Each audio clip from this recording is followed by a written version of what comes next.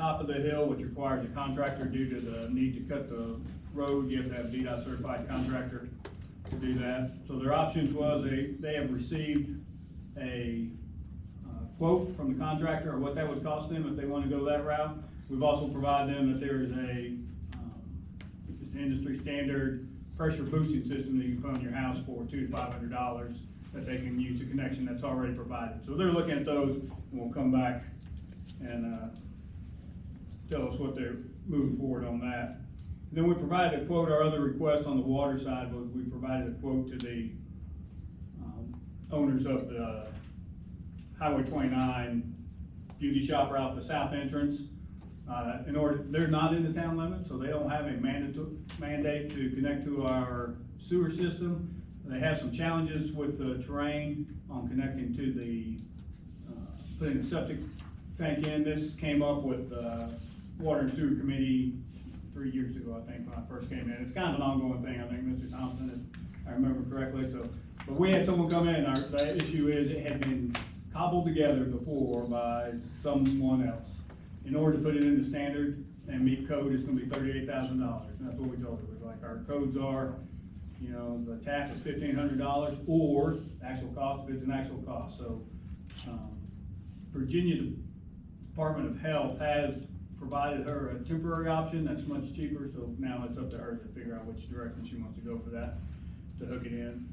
We also have a storm line, sewer line, not leaking, not in fear of collapsing, but it's starting to erode on Holt Street, back behind the house on a storm drain creek, down at the bottom of the road. Malcolm and I walked out, looked at it, have a plan on what needs to be done. It really just needs to be shored up with riprap, gravel and riprap shored up, and then redivert that creek to where it goes another way, so it's not uncovering that line and it collapses. So they're aware of it. Malcolm was working on a quote as an alternate, just to see what a contractor would say he thought needed to be done. There's one further request in from Pennsylvania County that we're working the numbers on. They are opening a third cell in their landfill. That third cell will have a increased leachate requirement. So we take their pump leachate. When their pond gets full, they pump their leachate into our system. Usually not a problem. We have a timing for it. However, if they were to have, say, a Hurricane Helene or Michael type of rain and they just start pumping quickly, that leachate is what we call hot. And so it kills the bugs in our system, so we have to rebuild the biological system in the wastewater treatment plant. So we're providing them the numbers. The good news is I've already talked with the Director of Public Works out there, and we're working on a, for lack of a better term, a pre-treatment hold system with the tank, so that they can measure that out more precisely. And that way we don't ever get, we can handle it, it's just when we get it. If we get it spread out, we can handle it fine. So that's what we're working on. Those are kind of the big items with the water and sewer. External focus, you know, there was a lot of interest on the Pennsylvania County side of the Robin Court connection for the Robin Court housing group. The good news is we are 3 months ahead of schedule, and our connection, our vault piece is complete. So I did several interviews with them, telling them just that, our piece is complete, we're ready to go. And they left us out of all their conversations because of that. Cherry Stone rehabilitation is, those studies are complete, and they are in for one final review for Cherry Stone 1. We've confirmed that Cherry Stone 2, if this goes to directed action, will be the first one. Cherry Stone 3 or Cherry Stone 1 will be the second one if it goes to directed action. There's updated costs there for,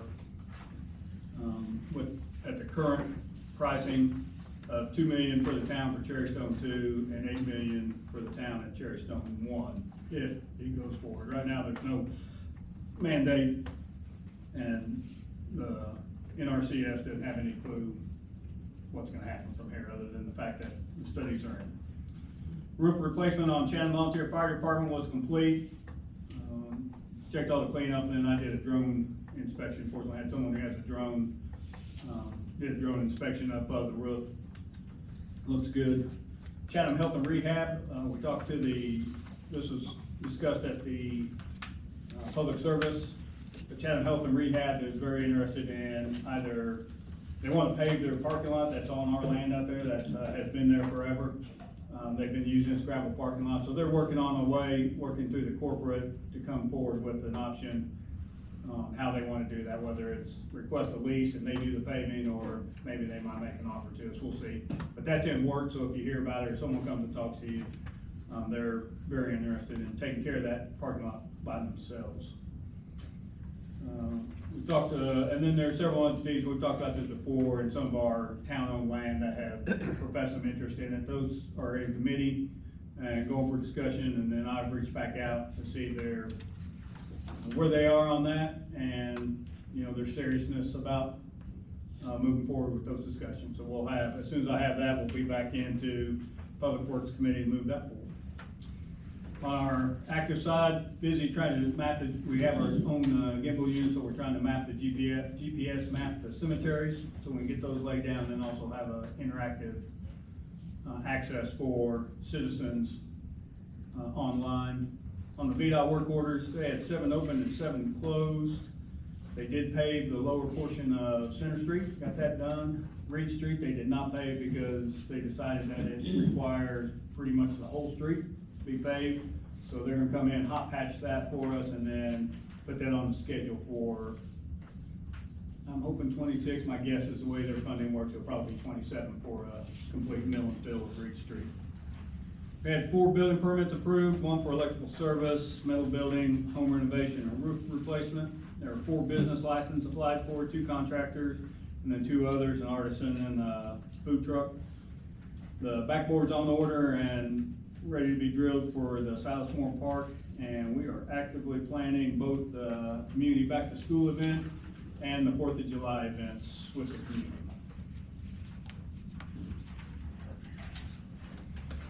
Is VDOT planning to hot patch the street, what is it, Military Drive, Assure's Garage, where it meets Main Street?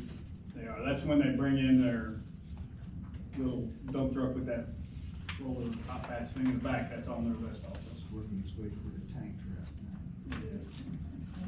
They put some, they shoveled some in, they did last one, so. Nick, I got a couple of questions, is that okay? When you're talking about on page 2, a cellular read issue, what exactly were the consequences of that? So the system will hold the water use, it's just not getting transmitted to Beacon. What does that mean? It means that the badger and the meter are saying a gallon used, a gallon used, a gallon used.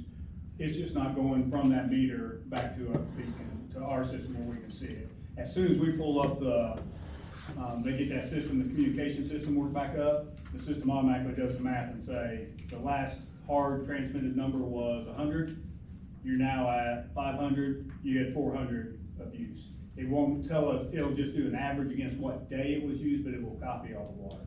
So what we're not getting, right now on Beacon, you get a real-time use. So every 3 hours, 4 hours, which is what we call near real-time use.